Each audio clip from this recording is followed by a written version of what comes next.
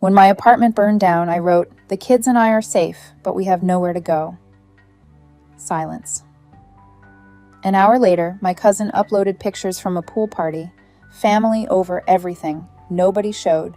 Weeks later, still sleeping on a friend's couch, my phone shook with 88 missed calls and a text from Dad.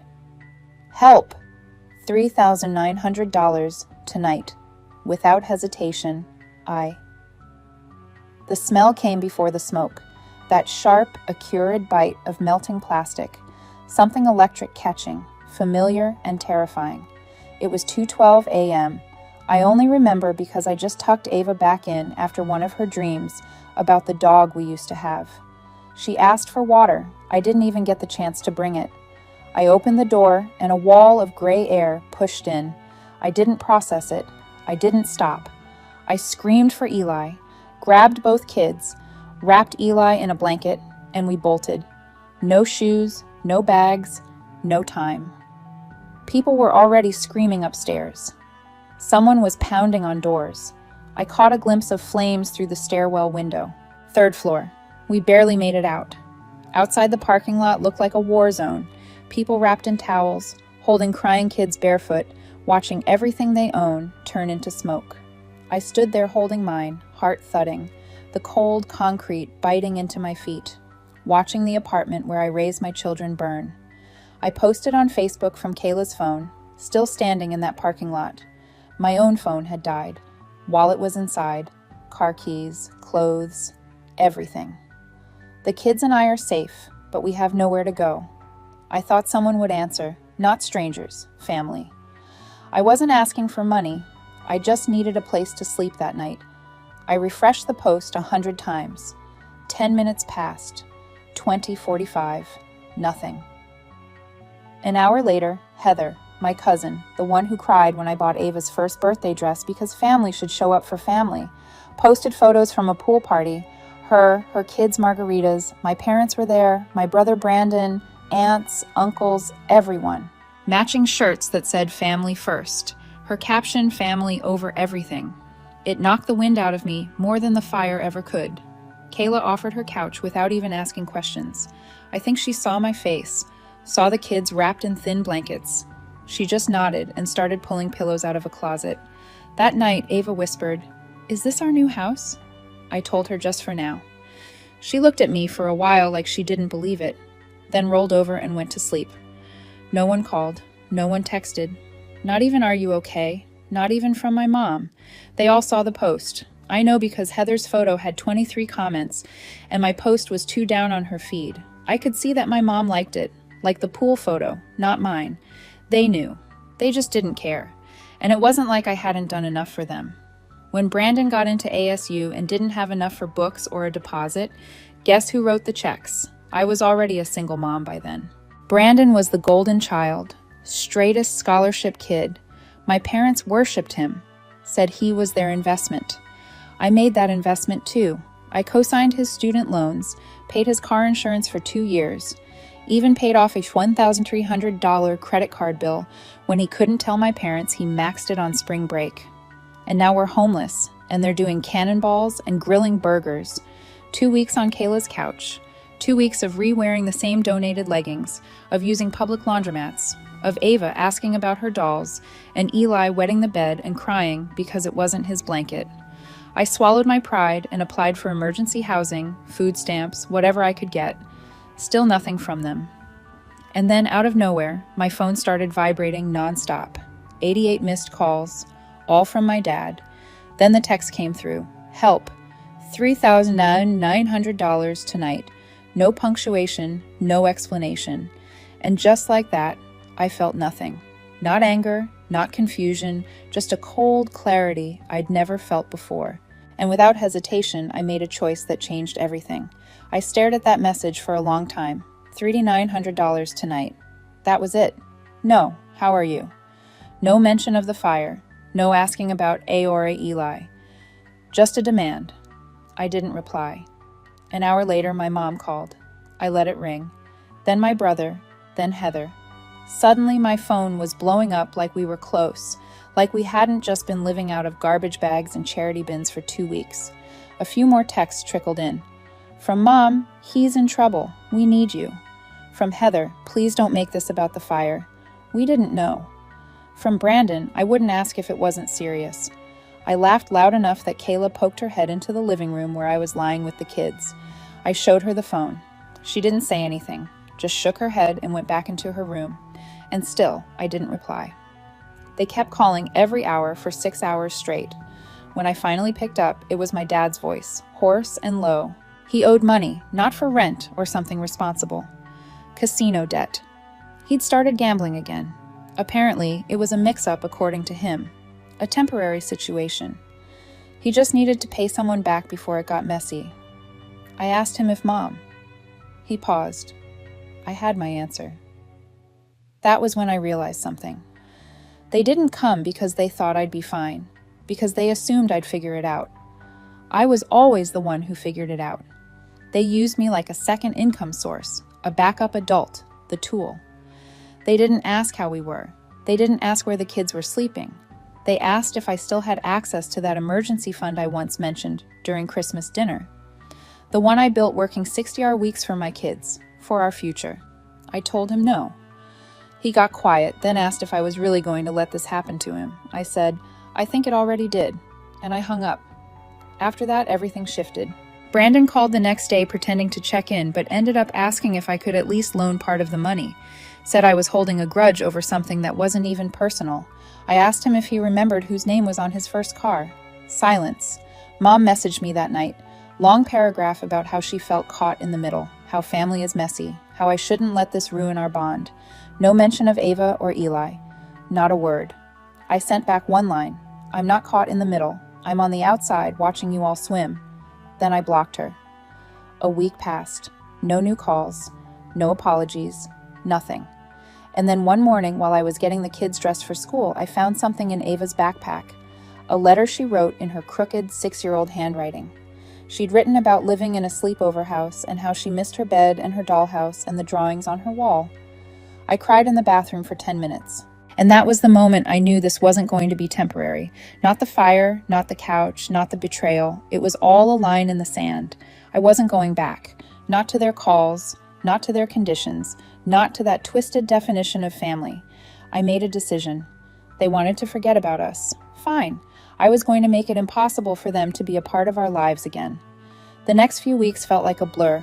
I wasn't sleeping much, partly because of the couch springs in my back, partly because I couldn't stop replaying everything. All the birthdays I paid for, the times I loaned money without interest, the holidays I hosted just to keep everyone together.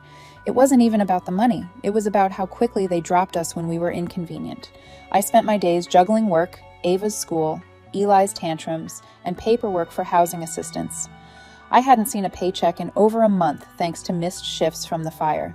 We were living off what was left of my savings, which wasn't much, but somehow I felt clearer than I had in years. Then came the final straw. Kayla handed me her phone one morning. She looked weird about it. "It's your mom," she said. She left a voicemail on my phone. Don't ask me how she got my number. I listened. My mom said she was worried about the children, said she didn't understand why I was withholding them from their family, and ended with something that made my blood run cold. We might have to talk to someone about custody. This isn't healthy for them. Custody? Like she was talking about furniture. That's when the switch flipped in me. I went cold. The kind of cold that doesn't crack. They wanted to make this about the kids. Fine. Let's talk about the kids. Let's talk about how Ava once sat in the hospital with a 103 fever and no one showed up. Let's talk about Eli's 3rd birthday when they said they were too busy to drive across town. Let's talk about how not one of them offered a bed after our apartment burned down. But now they were worried about my parenting. I didn't call her back. I called a lawyer. I found a woman named Denise through a nonprofit for single mothers. She met me on a Sunday afternoon in a half-empty office above a thrift store. She didn't waste time. Told me exactly what I needed. Documentation, messages, proof of neglect, and how to get ahead of any false claims. I pulled out everything. Texts, call logs, the missed calls that only came after my dad needed money, the voicemail, the Facebook post, the silence that followed. Denise looked me dead in the eye and said they wouldn't stand a chance. That night, I wrote a message in the family group chat. I didn't want ambiguity. I didn't want them twisting anything. I wrote, This is the last time I'll speak to any of you directly. You made your choices. You abandoned me and my children when we needed you most. I'm no longer part of this family, and neither are they. Don't contact us again." Then I left the chat. Brandon tried calling twice. Then a text. "You're really going to blow everything up over this?" Oh, I wasn't blowing things up. They were already ashes. I was just done digging through them. 2 days later, I transferred the last auto payment I'd been sending to my parents every month. The $300 that was supposedly helping with the house into a savings account for Ava and Eli. I told Ava we were going to build her room again. She smiled so big I thought her face might split in two. Revenge wasn't loud. It wasn't some dramatic confrontation. It was quiet. It was cutting the cord and watching them realize they no longer had a grip on me. It was getting stronger without letting them know just how much they'd failed. And I wasn't done yet. Things were finally starting to settle. We got a call back from housing. Someone backed out of a 2-bedroom unit and we were next in line. It wasn't fancy, but it had a door that locked, windows that opened, and a little corner for Ava to hang her drawings. I cried when I signed the lease. Not because it was perfect, but because it was ours. I thought the worst was behind us. Then one afternoon, Ava's school called. The secretary said someone had tried to pick her up early. A man said he was her grandfather. My chest went numb. I asked if they let him take her. She said no. Ava told the teacher she didn't recognize him, told her mommy said we don't talk to them anymore. I left work without even clocking out. When I got to the school, Ava ran into my arms. The principal asked if I wanted to report it. I said yes. I filed a no-contact order the same day. Apparently, they don't take too kindly to custody threats followed by unauthorized school visits. That night, I told Ava she was brave. She asked me if she did something wrong. I told her no, that she did exactly what she was supposed to, and I meant it. But when she fell asleep, I sat in the kitchen with the lights off, trying to stop my hands from shaking. They crossed a line. They weren't done with me, but now I wasn't just playing defense. I remembered something from years ago, buried under a pile of old text threads and bank statements, a payment I made for Brandon. It wasn't just rent or books. It was a retainer for a lawyer, for a DUI he begged me not to tell our parents about. I still had the receipt, so I sent a message to him, just a photo of the invoice and the payment with one sentence. I wonder what your new employer would think of this. I didn't get a reply, but 2 days later, I got a letter certified mail from my parents. A handwritten note. "We didn't mean to scare you. We just wanted to help. Maybe we can come visit the kids soon. We've been talking and we think a clean slate would be good for everyone." It would have been laughable if it wasn't so sick. Clean slate. They tried to snatch my daughter from school like she was a backpack they forgot to grab on the way out. I didn't respond, but I did take the letter to Denise. She read it, took a deep breath, and said, "They're getting desperate. Don't flinch." I didn't. Instead, I opened a new bank account in Ava's name. I made a savings jar for Eli's future therapy, just in case. I cut off every tie that could be traced, canceled the old number, changed jobs, moved again when the lease expired. I told no one where we were going, not even Kayla. And then something happened that I never expected. I ran into Brandon's wife. Target parking lot. Cart full of baby formula and frozen waffles. Her hair was a mess, eyes puffy. She looked like she hadn't slept in a week. She saw me and froze. I nodded. She stepped closer and said, "You were right, that's it." Didn't ask for forgiveness, didn't try to explain, just those 3 words, and then she walked back to her car and drove away. I stood there for a long time, watching her taillights disappear. I should have felt smug. I didn't. I felt done, like this whole thing had finally burned itself out. But there was still one thing left I needed to do before I could move on completely. Ava was coloring at the table when I did it, just sitting there with her crayons and her humming and her little mismatched socks. Eli was asleep on the couch, drooling into his new Spider-Man pillow. Me.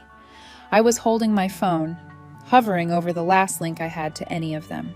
The family group photo, the one they use for every holiday card, birthday slideshow, and smug post about generations of love. I was in it off to the side, holding Ava as a baby, wearing the same sweatshirt I slept in during my second trimester. It was taken right after Brandon's college graduation, the one I paid for. I knew that smile.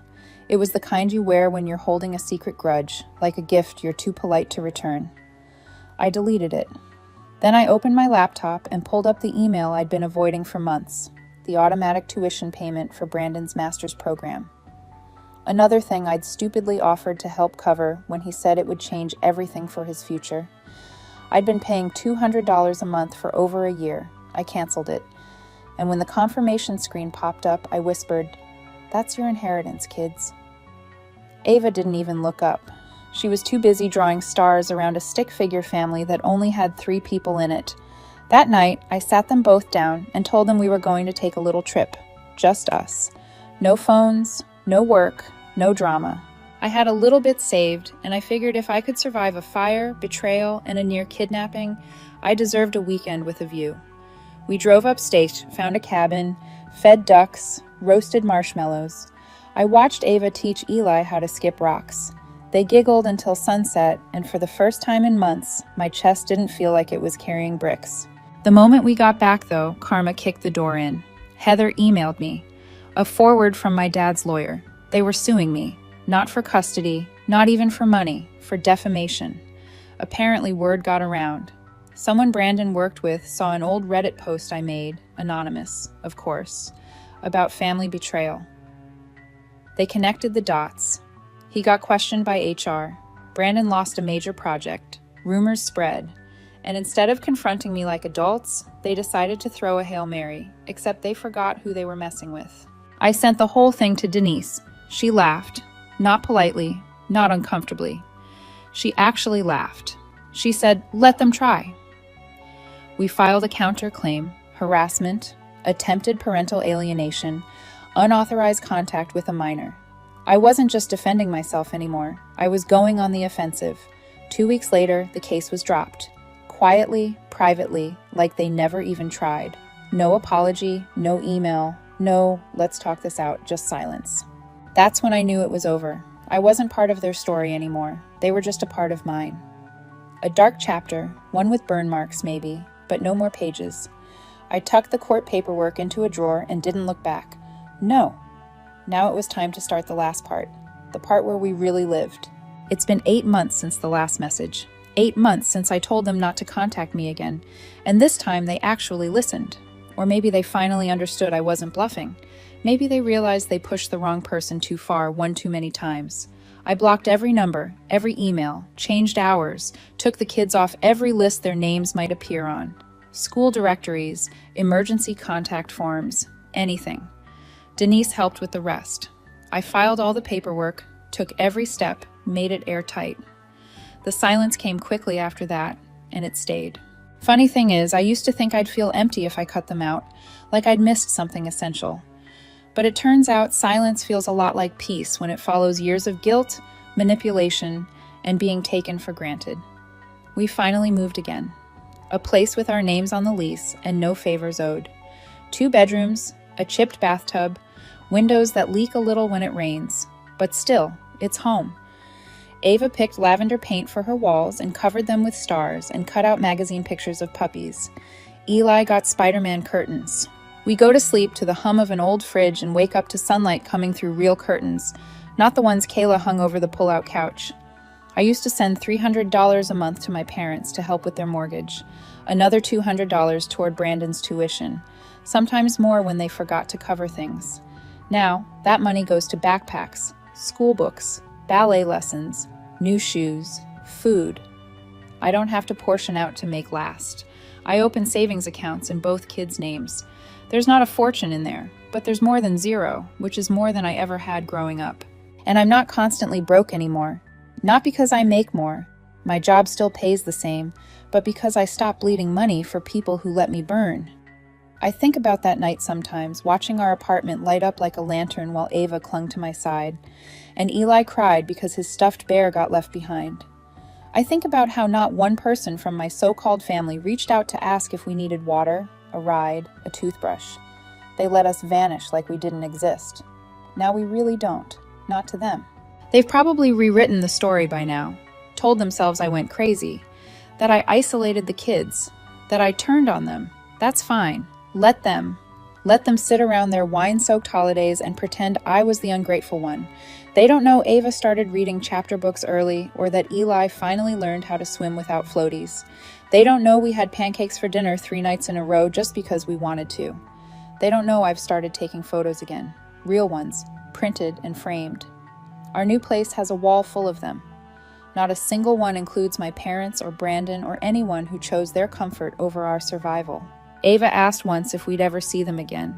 She said it like she was asking about a movie she remembered. I asked her why, and she just shrugged. They're kind of like ghosts now, she said. She wasn't wrong. I told her, sometimes when people hurt you and never apologize, the best thing you can do is leave them behind. Not because you hate them, but because you love yourself more. She nodded and went back to drawing stars. Eli never asks. He's too busy pretending the living room is a spaceship and the couch is the moon. His world is soft now. He knows who tucks him in every night, who buys the bedtime snacks, who holds his hand when he's scared. Me. I stopped explaining. I stopped giving soft versions of hard truths. When people ask about my family, I just say it's me and the kids. That's all we need. And I mean it. The clean break didn't leave me shattered. It left me whole. Sometimes people say blood is thicker than water, but I've learned blood can drown you just as fast, especially when you're the only one swimming while they stand on the shore watching. I don't need them to clap for us. I've got 2 little pairs of hands doing that every single day. We're not broken anymore. We're just getting started.